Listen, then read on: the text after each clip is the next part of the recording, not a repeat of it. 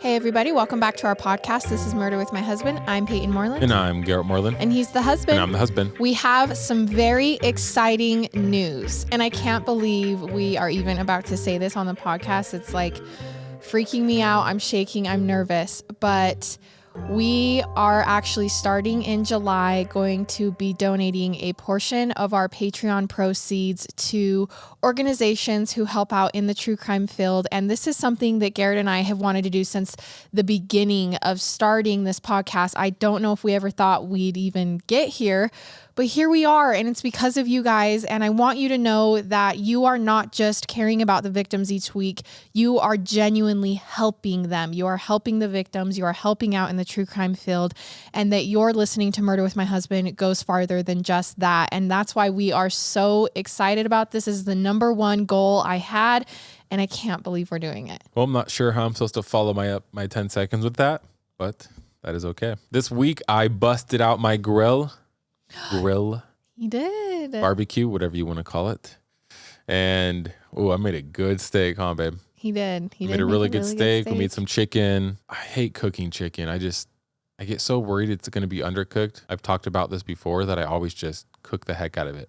But my steak was a perfect medium rare, and it was delicious. Peyton and I also have just been kind of working a lot. We're going on vacation in a couple of weeks. Mm-hmm. And so we've just been trying to catch up on things. We're going to actually record a couple episodes ahead of time, which is like the first time we've ever done that. Yeah, we never do that. So we've just been kind of running around trying to get things ready for that.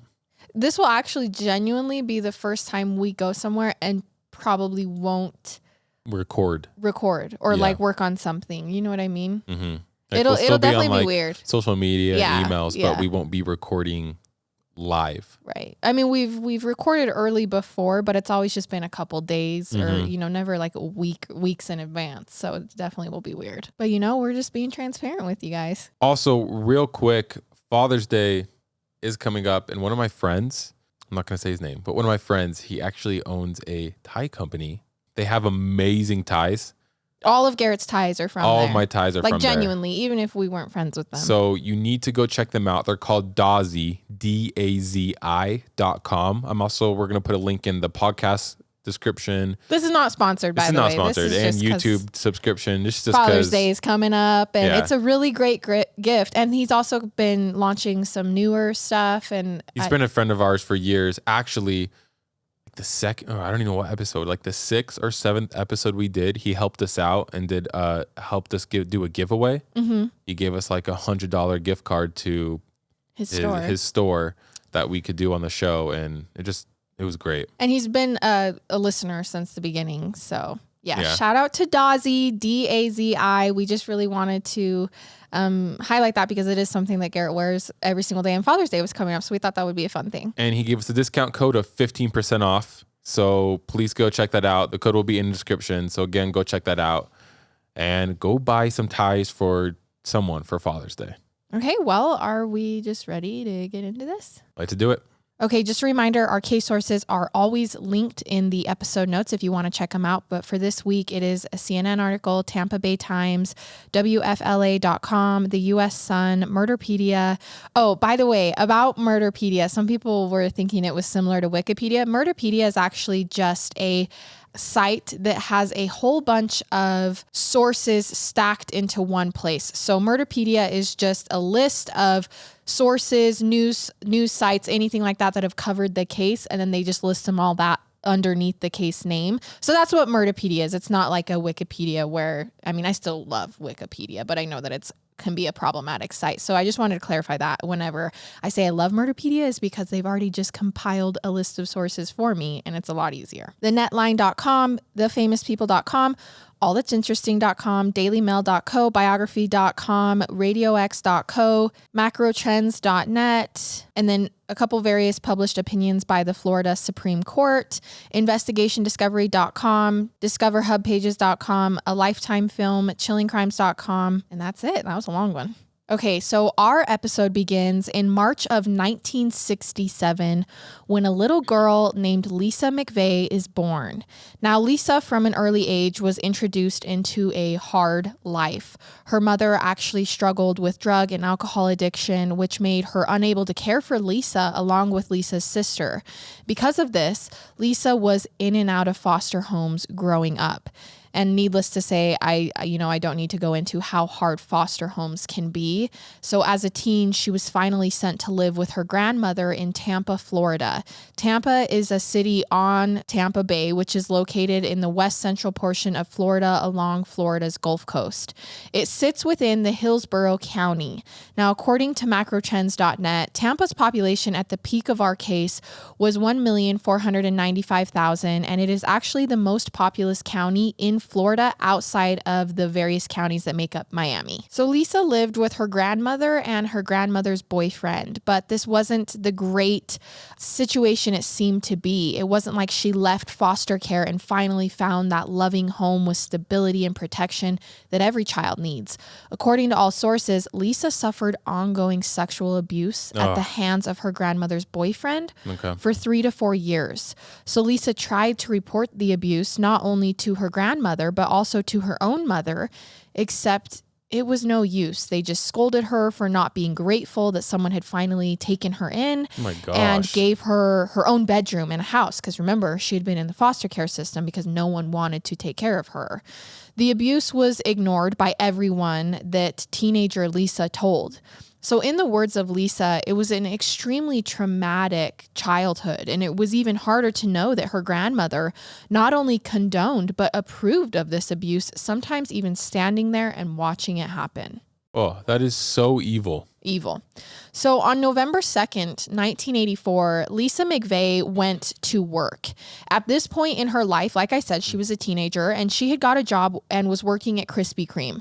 Now, I don't know if everyone knows if Krispy Kreme is universal or not, but it's a donut shop for those of you who don't know.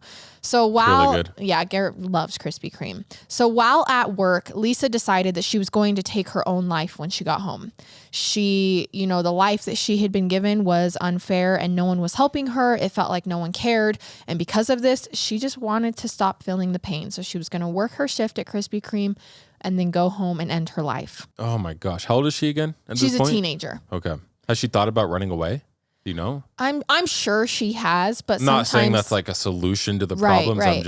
I'm just curious. But also, where's she going to go? She's experienced what else is out there, and it's not great. So in the early morning hours of November 3rd, 1984, Lisa was riding her bike home at around 2 a.m. after finishing her shift at Krispy Kreme. She had already decided her fate.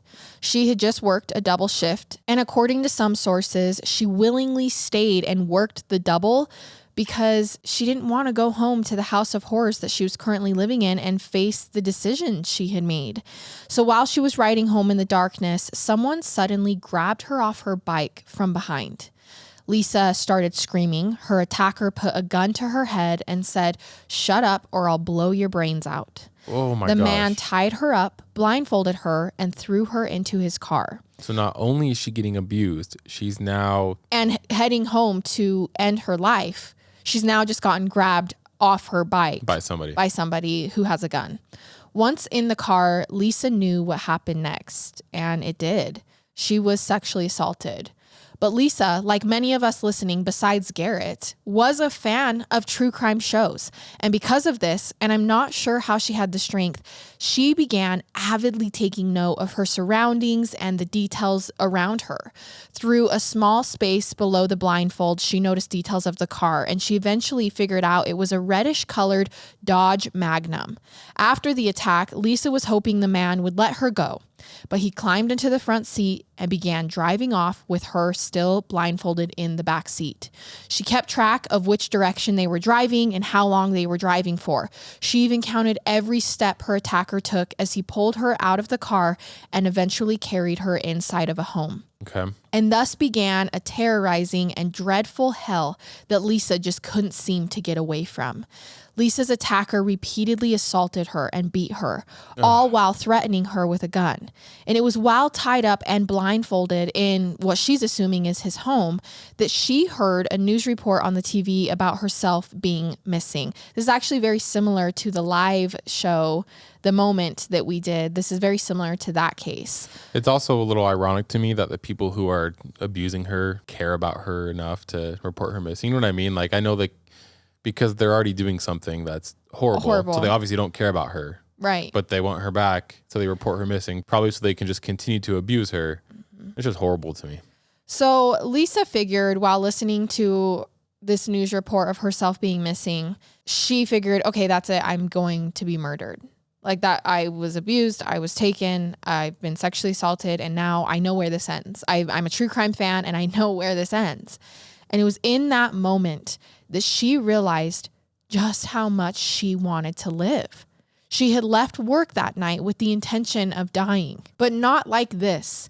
And now in the face of it, she did not want this. And it's making me emotional because she had such a hard life. And then when faced with it, she decided that, no, my life is worth it. And I do want to live. And I'm proud of her. And I think it's such a hard thing to be going through, and it makes me sad. So with every hour that passed, the reality grew stronger for her. Lisa decided that if this was to be her fate, her murder would be solved. She did her best to leave behind as much forensic evidence as possible so her attacker would be caught. She purposely touched surfaces, leaving behind as many fingerprints as she could in the house. So smart. So smart.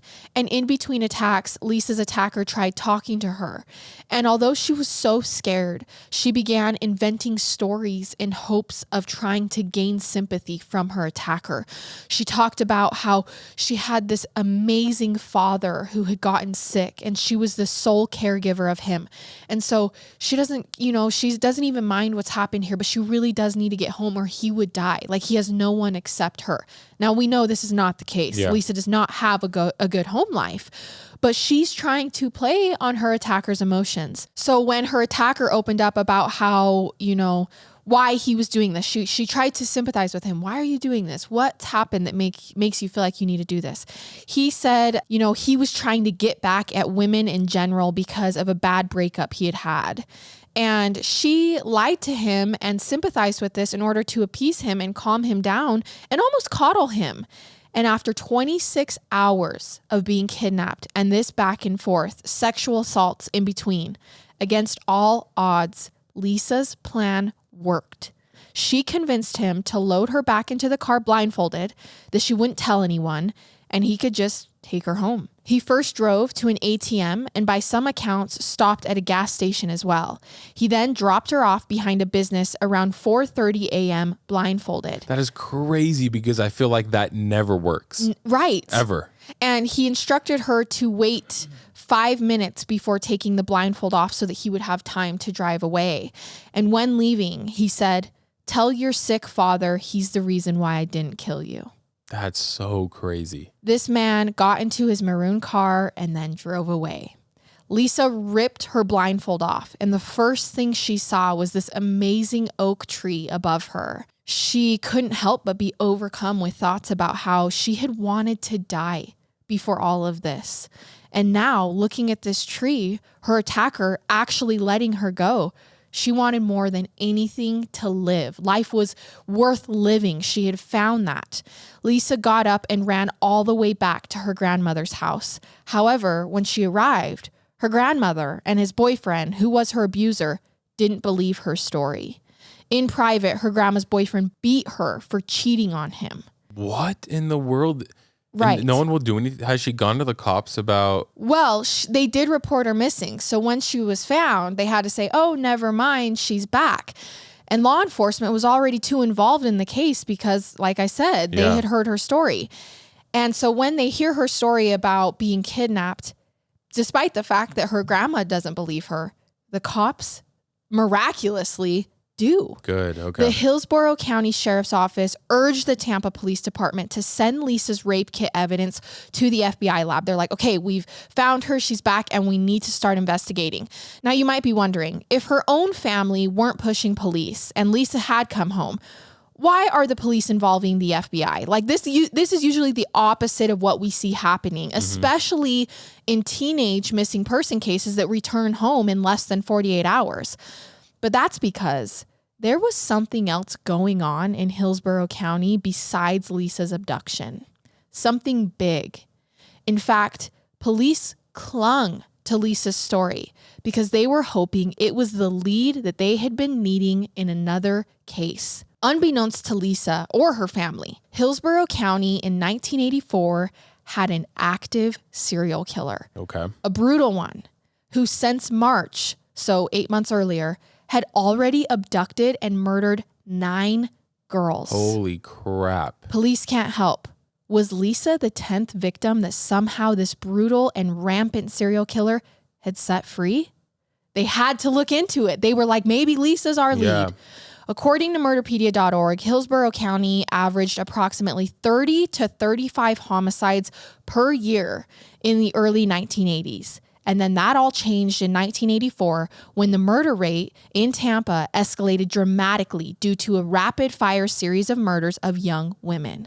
Law enforcement suspected there was a serial killer on the loose. The killer's MO was to bind, rape, and kill young female victims and then dump them in secluded spots, displaying their bodies in unusual poses.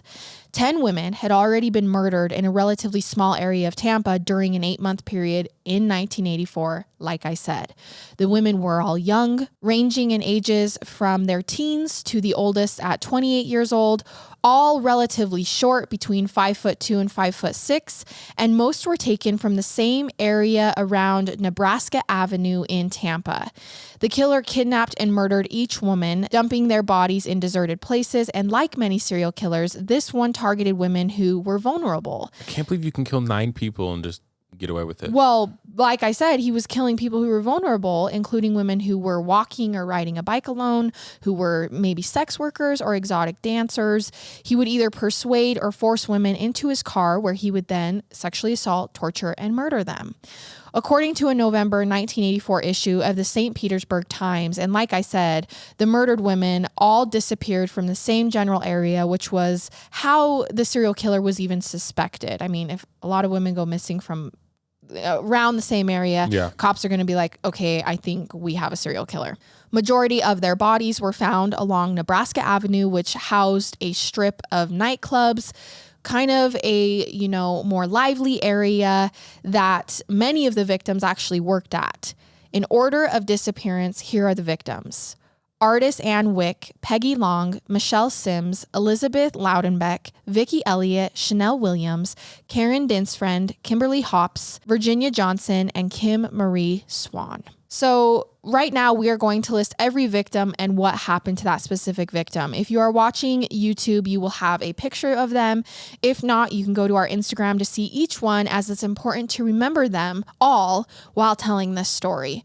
So the first was Artis Ann Wick, who was 20 years old at the time of her murder. She is now considered to be the first known murder victim. She was from a small town in Indiana, who then hitchhiked to Tampa to join her sister Becky, who was living there. At about 11 a.m. on March 27th, 1984, she left her apartment on East 10th Street to get a pack of cigarettes, and she never returned. She was reportedly a sex worker whose skeletal remains were found in rural southern Hillsborough County on November 22nd, 1984, approximately 8 months after she was murdered. A little over a month later, Peggy Long was 19 years old at the time of her murder. She was originally from Southern California. She went by Peggy, or Lana Long, and had been working in Tampa as an exotic dancer at the Starlight Lounge and Sly Fox Lounge. She had recently quit her job as a dancer her to study art and cinema at the University of South Florida. Her body was found on Mother's Day, May 13th, 1984, Jeez. The same day she was murdered, near an overpass on East Bay Road. 2 boys who were playing in a field actually found her body. She was naked, her hands were bound behind her back, and her legs had been posed 5 feet apart, which is very disgraceful to do to a body. Yeah. 2 weeks later, another young woman was murdered. So these are pretty back to back. Like, this is a rampage. There's not like a couple months in between them. Like, he's just, whoever this is just right, and killing people. Yeah. Michelle Denise Sims was her name. She was 22 years old at the time of her death and was from San Bernardino County, California. She had been in beauty pageants and had worked as a receptionist at a Fort Pierce massage parlor. Now, Fort Pierce is about midway between Miami and Orlando on the east side of Florida. She then moved to Tampa in May of 1984, the very same month she would be killed. Okay. So she moved to Tampa and then was killed. Her body was found bound and stabbed on May 27th near an Interstate 4 overpass by Plant City. She was last seen at some bars on West Kennedy Boulevard. According to an opinion by the Florida Supreme Court, there were 3 possible causes of her death: strangulation, head injuries, or bleeding from 2 knife slashes to her neck.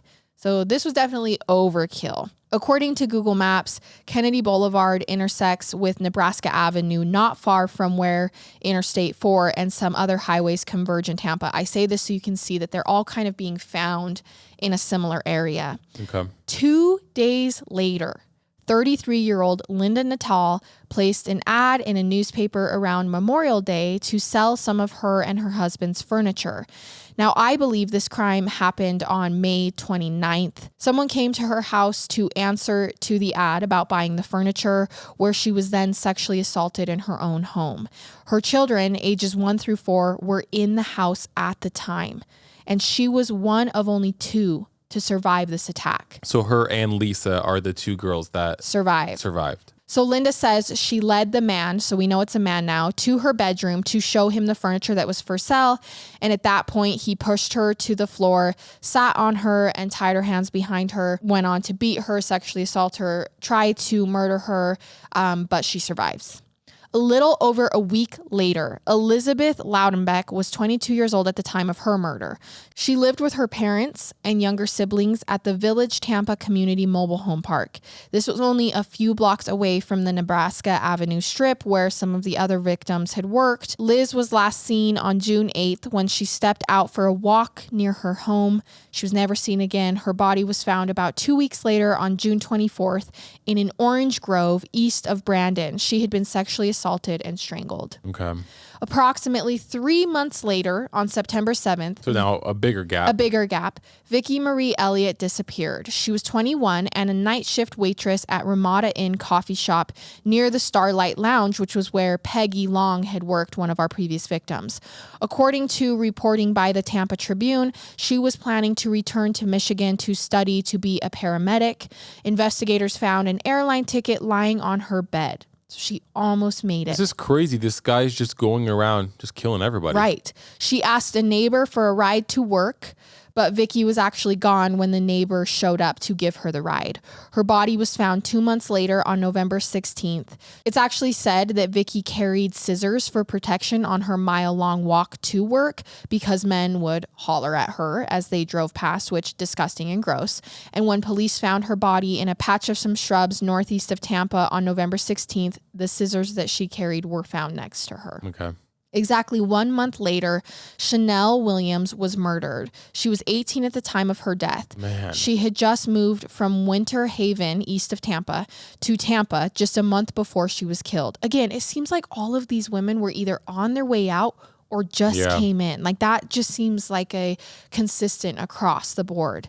Police said she was working as a sex worker and was last seen on the corner of Nebraska Avenue on the night of September 30th. Her body was found on October 7th. She had been shot in the head and neck. Again, ooh, wow. Manner of death is not consistent across the board either. We've had stab wounds, strangling, and now gunshots. I was going to say the MO is not the same. I mean, dumping the body's the same, but as far as killing them, it's completely different across the board. Right. Chanel was the only victim who was shot to death. Also, unlike the others, her body had not been bound. Because of these differences in the MO, police initially weren't sure if Chanel was even part of the murder victims, but forensic tests found the same tiny red fibers that were found on other victims on her. So that was how they connected it. Tampa Bay Times wrote, "We all know that your loved ones have to go sometime, but you never think they'll go this way," said her mother, Lulu Williams. 1 week later, Karen Din's friend was murdered. Jeez, it does not stop.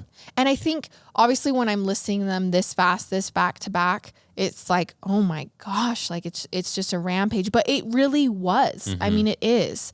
She was strangled to death on October 14th. Her body was found in an orange grove in northeastern Hillsborough. She was 28 years old. She grew up in St. Petersburg, Florida. She had last been seen on the sidewalk of Nebraska Avenue 7 hours before her body was found. So very similar to the other victims. Tampa Bay Times wrote, "None of that negates the fact that she was a beautiful, bright girl and who was loved by her family."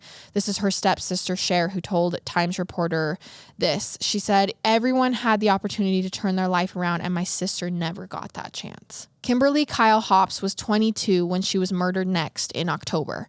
Not much is actually known about her, which is so devastating. She had been living in the Sulphur Spring area of Tampa.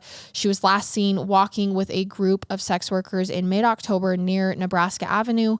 Her body was found on Halloween in an isolated portion of US 301 north of Tampa.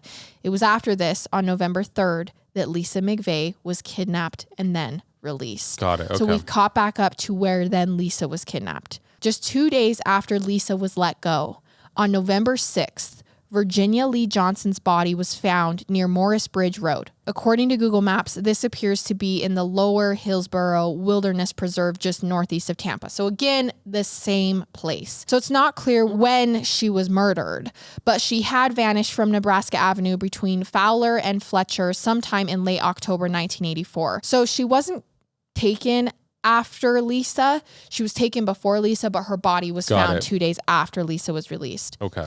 Not much is known about Virginia, and police were initially unable to even identify Virginia's body. Virginia was 18 at the time of her death. She was from Connecticut and had been in and out of Florida for the past few years. She wasn't actually reported missing until months after her disappearance, which is why it took even longer to identify who she was. And then last, Kim Marie Swan was 21 when she was murdered on November 11th, 1984, just a week after Lisa was released. So this was after Lisa. She had briefly worked as an exotic dancer at the Sly Fox, where Peggy Long had also been a dancer, which Peggy Long was another one of the victims. Kim had been a regular on the Nebraska Avenue Strip since she was a teenager, and according to the U.S. Sun, she decided she wanted to change her life just a few months before her murder. She had a 1-year-old son, Robbie, and she and her son had moved into her parents' home in Carrollwood. She had reportedly enrolled in a vocational program to become a medical technician. She was last seen on November 11th at a convenience store. Her body was found under an overpass on Orient Road, similar to another overpass, by a man who was swapping out a billboard. She had been strangled to death. Again, another woman who was just on the verge of making a big change in her life when tragedy struck. So that is the list of victims. So back in June of 1984, Sheriff Walter Heinrich warned that a serial killer may be targeting young women in Tampa, Florida. So this was after a couple victims, and they were like, okay, we think there's something going on. Gary Terry, which I just think that's such a cute name. Gary Terry of the Hillsborough County Sheriff's Office became the lead investigator on the case. According to his interview with WFLA.com, the series of homicides started and we were finding a body. It averaged out about every 2 weeks. He said it was a race against time. You know, if you don't solve it soon, someone else is going to die, which now you understand why when Lisa came forward and was like, I was just kidnapped and then he let me go. Police were like, oh my gosh, this might be a huge lead. We have another survivor. Like, this could make the case. I don't know if you are a fan of Criminal Minds listening to this, but this is the most Criminal Minds, like real life true crime case I've ever heard of. And you will see why even more towards the end. But still, even just this, like them having to race against time because a serial killer is just moving so fast is so Criminal Minds-ish. So between March and November 1984, the discovery of the bodies during that 8-month period was awful. It was awful for police. It was awful for everyone around. One crucial piece of evidence kept appearing at every crime scene: red nylon carpet fiber. Also, one of the tire tracks showed one tire that was particularly rare. So whatever car this killer was driving, one of the tires was different. Okay. However, law enforcement officers weren't able to track down the killer based on these clues. They were just going to help get a conviction, basically. They didn't have enough information. Not until Lisa McVeigh survived and was possibly the 10th victim of this serial killer. But I'm confused because they had Linda that survived. So did they not have enough evidence with her? Right. So yeah, Linda did survive, but it is important to note here that sometimes I feel like when we cover survivor cases or someone who has survived a case, they're amazing. They're just, every survivor is amazing. Body responses are different to trauma. So there's a high chance that Linda responded differently during the attack than Lisa did. And not one is right or wrong. I'm not putting one on a pedestal or one not. I'm just saying that there's a chance that Lisa could provide more information than Linda could. You also have to remember, Linda had kids in her house. So her attention was probably not even on herself. It was most likely on her kids and protecting her kids. She probably wasn't even paying attention to the attacker very much. Yeah. Whereas Lisa was alone with him for a very long time. And so she might have even had more of a chance to pay attention to him as well. Okay. No source said, oh, this is why Linda didn't, but I'm just assuming and being gentle to the fact that all survivors are different and traumatic responses are different and the situations were different. So after Lisa was released from her captor on November 4th, 1984, she told police everything she could remember because they were very interested in her case. According to WFLA.com, she saw the word Magnum on the dash of the car, white leather seats, and a red carpet interior. Remember, there were red carpet fibers found on all the victims. She also saw and heard him stop at an ATM on the way to drop her off. She also was able to retrace their steps from the night she was abducted. She recalled that they had stopped at the ATM at about 3 a.m. and that they passed a Howard Johnson's motel as they drove on the interstate. All of this she was seeing while peeking out of her blindfold. She remembers all that too. Yes. On November 13th, the FBI lab called with huge news. The same red fibers found on Lisa's clothes had been found on the other homicide victims. Lisa was for sure, undoubtedly, the 10th known victim of their serial killer. Okay. On November 14th, 1984, a special task force was formed by Tampa and Hillsborough County law enforcement to investigate the series of murders. The task force was comprised of the Hillsborough County Sheriff's Office, the Tampa Police Department, the Florida Department of Law Enforcement, and the FBI. Approximately 30 officers were assigned to the task force. After this, detectives matched local owners of a Dodge Magnum with a list of those who made an ATM transaction during the time Lisa was held. So they're like, we know he went to the ATM, so if we can make a list of everyone who went to the ATM around this area. ATMs, I'm pretty sure around then had cameras as well, correct? Most of them, but not all of them. And then they also said, so we'll take owners of Dodge Magnums and we'll take a list of people who went to the ATM around this area during the time she was held, and we'll see if any of the names match. And some of them did. There were more than one. So on November 15th, 2 detectives spotted a car and suspect matching the description they'd gotten from Lisa and Linda's physical description. However, they didn't arrest the suspect immediately. Instead, they took photos of the suspect and the car, notified their superiors, and obtained an arrest warrant. The warrant was for 31-year-old Bobby Joe Long. His name was on the list police had made the day before. His name was Bobby Joe Long? Yes. Okay. I don't know. Just, of course his name was Bobby Joe Long. Of course. You know what I'm saying? Like, I don't know. So they are like, okay, we have eyes on this guy. He matches the physical description. He has the car. Let's check him against the list. And he was on the list. They got a warrant to search his apartment and his car. The arrest warrant was for charges pursuant to the Lisa McVeigh case. So they didn't pursue him for any of the other cases, just for Lisa. According to chillingcrimes.com, police kept Bobby under surveillance for 36 hours until they arrested him, maybe hoping that they would catch him in the act. Okay. Law enforcement then executed the search warrants, searching his apartment and car, and gathered forensic evidence which would ultimately tie him to the cases. The carpet fibers found on the victims traced back to Bobby's car. They had found their killer. Now, I know you guys know this. I don't enjoy talking about the killers or the predators in our stories. I don't want to give them any more time than I have to. But I will examine the psychology in their life if it might have something to do with the case, which is why we will even tap into Bobby Joe Long at this point. Bobby Joe Long was born on October 14th, 1953 in West Virginia. Bobby was reportedly born with an extra X chromosome, a genetic condition called Klinefelter syndrome, which results in excess estrogen development and some female traits such as breast development. So Long was bullied and teased mercilessly as a child due to his large breasts because of this extra X chromosome. He underwent breast reduction surgery during his adolescence to try to combat this. Bobby's parents actually split up while he was a young boy, and he spent most of his childhood in Florida with his mother. His father wasn't around, and he had a highly dysfunctional relationship with his mother. According to multiple sources, Bobby also sustained multiple head injuries due to various accidents while he was growing up. He had fallen out of a swing, fallen down a flight of stairs, been hit by a car, and been thrown from a horse. Most of these accidents had rendered him unconscious for a period of time. I was going to say, doesn't everyone sustain accidents? But that sounds a little excessive. Right, like he lost consciousness. Yeah.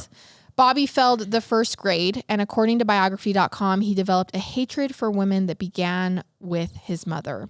He actually shared a bed with her in their one-bedroom apartment until he was about 12 or 13 years old, and she had a habit of bringing men home often, which experts say could have led to the resistance and the hatred because he had to share the same bedroom as she was still having an active adult life. Yeah.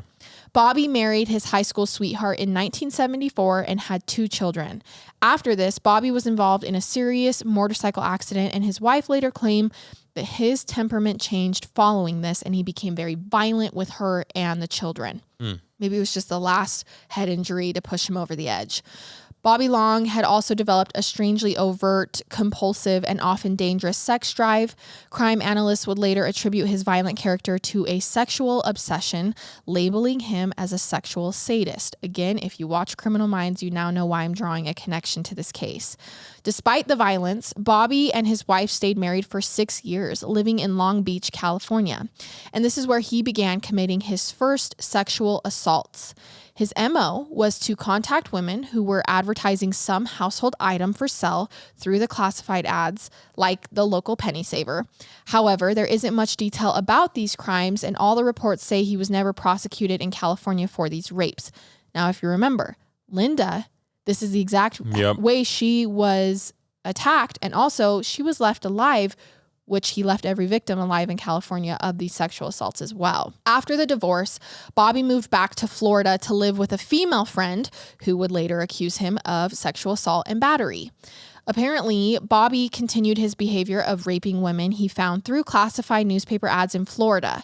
But I want to clarify that I looked and I can't find any real proof in terms of court records to back this up. It's just said that he did this, but either none of these women came forward. There's nothing in court details that I can find for this. According to at least one report, he would respond to ads selling things like small appliances. If he found a woman home alone, he'd then assault her. He'd accomplish this by asking to use the bathroom, taking out his rape kit. Now, I'm not sure what was in this, maybe something to tie the victims up, to gag them, whatever, and then would assault and rob the woman. According to multiple sources, Bobby Long committed at least 50 rapes in Miami and Fort Lauderdale area using this method. And this is all before he begins attacking in Tampa. Yeah. So then at what point did he decide, okay, it's not enough, I need to kill people now? Right. Because everything escalates, and that's such a good draw. You're getting so good at these cases about like learning more about these killers. So he eventually became known to police in Miami and the Fort Lauderdale area as the classified ad rapist. And this is all before he goes on to kill. According to investigationdiscovery.com, he was actually caught at one point in 1981 and went on trial for one of the assaults. He was convicted but requested a new trial. At Bobby's request was granted. So apparently there might have just been some mistake somewhere along the way that granted him a new trial. But before the new trial could take place, the charges were dropped and Bobby Long was once again out on the streets. Okay. So I do just want to give a note to our listeners here. Please, please be careful when letting strangers into your home, especially when no one else is home with you. Don't trust them just because they claim to be interested in looking at the toaster you have for sale. Same goes if you're selling your car, anything. Don't be home alone and don't let strangers in. And I'm guilty of this. We've both done this. Like, I've let people in because they're coming to pick something up and I've just been like, sure, come in. And so this was even, and this is something that I need to get better at. I know the term "it's better safe than sorry" is like overused, but it truly is. And don't be worried about looking stupid or feeling stupid. It is better safe than sorry. So we all need to get better at this. By 1984, Bobby was on probation for assault, but I can't find any further details as to what that specific attack was. He was also reportedly fired from his job as an X-ray technician at Tampa General Hospital and was living alone and now obviously living in Tampa.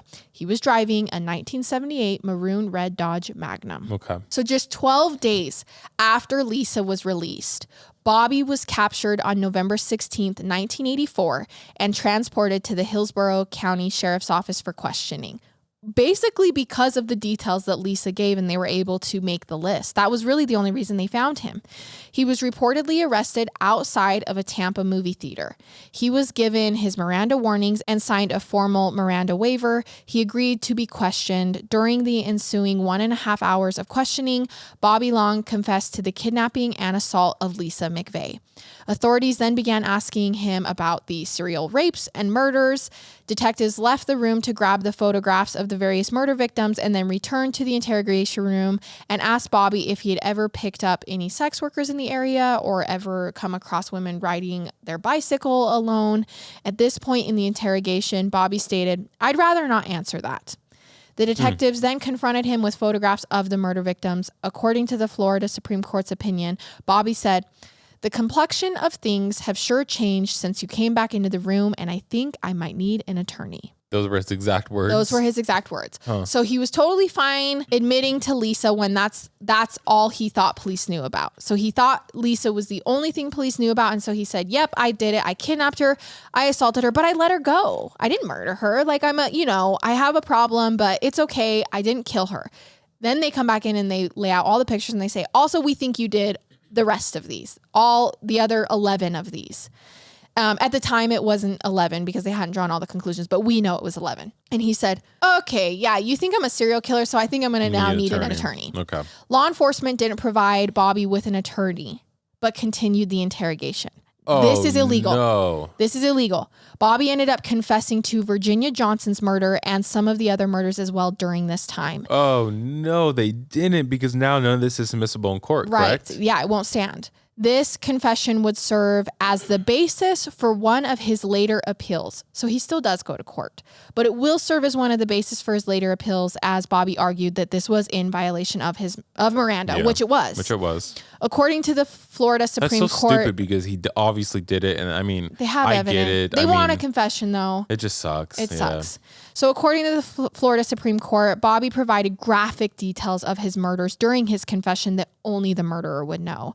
And I don't need to go into too many of these details. You know more than I already have, but just know it's awful. Like when I said the detail about him displaying the bodies in weird ways, that's just like covering the brim of what he did to these women. And I don't need to go into it. He talks about driving around with rope and weapons in his car and looking for victims. So, just know he was a horrific serial killer. Once he was arrested, police put Bobby, or a photo of him, in a lineup for Lisa McVeigh to see if she could identify him. Because she had felt her attacker's face and also caught small glimpses of him through the small gap beneath her blindfold, Lisa was able to identify him in the lineup. This is so brave and amazing because it's also traumatizing for her.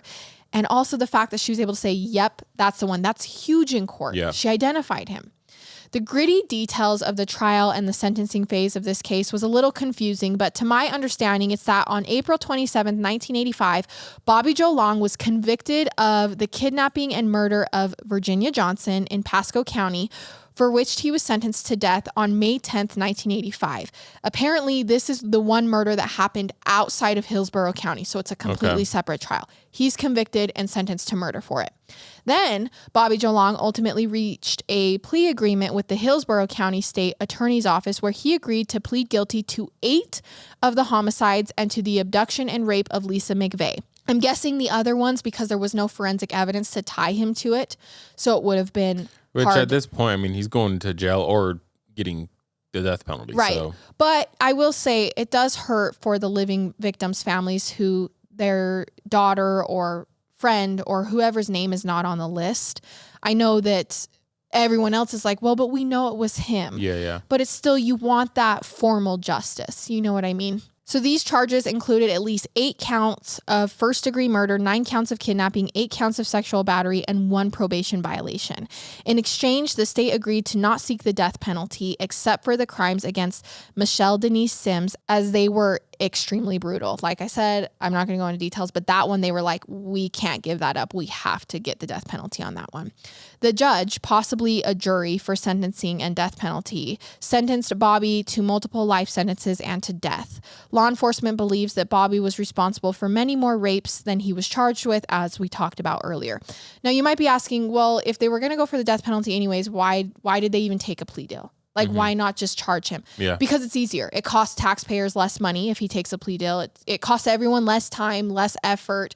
So if they were already going to get the outcome they wanted, they were totally okay with giving him a plea deal for some of them. Bobby Joe Long spent 34 years in prison until his execution. Oh, wow. Among the longest stint on death row of any Florida inmate. Governor Ron DeSantis signed Bobby's death warrant in April 2019. Oh, recently.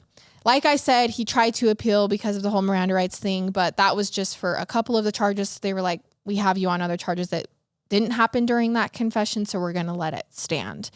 He was executed by lethal injection on May 23rd, 2019. Lisa McVeigh sat in the front row wearing a shirt that read, Long ... overdue, because his last name is Long. Lisa McVeigh stated, That's crazy. Right. She said, I wanted to be the first person he saw. Unfortunately, he didn't open his eyes the whole time. Survivor Linda was also present to witness Bobby's execution. According to the Gainesville Sun, she said it was hard to be in the same room as her attacker, but noted that justice had finally been served. Dang. Family members of other victims were present as well. Bobby Joe Long died without saying a word. He was pronounced dead at 6:55 p.m. inside the death chamber at Florida State Prison. Lisa McVeigh read a victim impact statement saying she had forgiven him. She said, my life changed forever and for the better. She says, I chose not to remain a victim and I chose to live. So on that note, what happened with, because I'm curious with her being abused in her house, did the police now get involved with that, or what exactly happened? Yeah, so Lisa McVeigh actually left her abusive home after her attack and moved into a runaway center. According to various reports and the Lifetime film, police not only believed Lisa about Bobby, but they also 100% believed her about the abuse that was going on in her home life. The grandmother's boyfriend was then arrested. Good. I haven't been able to find any more information as to what became of grandma and boyfriend. The identity of McVeigh's grandmother and the grandmother's boyfriend are actually unknown. And it's kind of frustrating to me that they are, because they were a huge part of Lisa's story. But whatever, maybe she wants it to be that way. I don't know. She later moved in with an aunt and uncle, Aunt Carol and Uncle Charlie, who were loving and who treated her well after everything.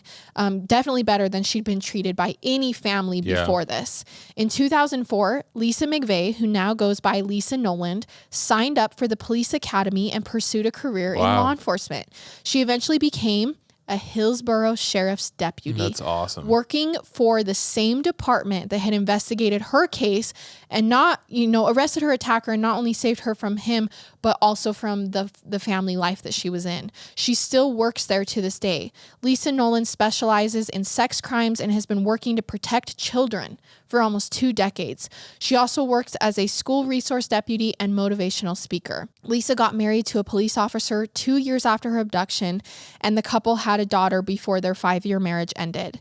She states that surviving the trauma and abuse during her childhood is what gave her the ability to take notes and stay calm while being attacked by Bobby Long, which goes back to what we were talking about before. She'd been through crap. She'd been through hell. I'm not saying she was used to it, but she definitely had found coping mechanisms before this. We tell this story in honor of Lisa, her life, and her legacy, but also in honor of every victim taken at the hands of evil. Sometimes in these serial killer cases, the victims can become just a number or a name on the page because there's so many of them. So I want everyone who's listening to take the time today to think about each and every one of them, honor and remember them. This was the survival story of Lisa McVeigh, Linda Nuttall, and the victims of Bobby Joe Long. It's crazy because we haven't done many serial killers on the podcast.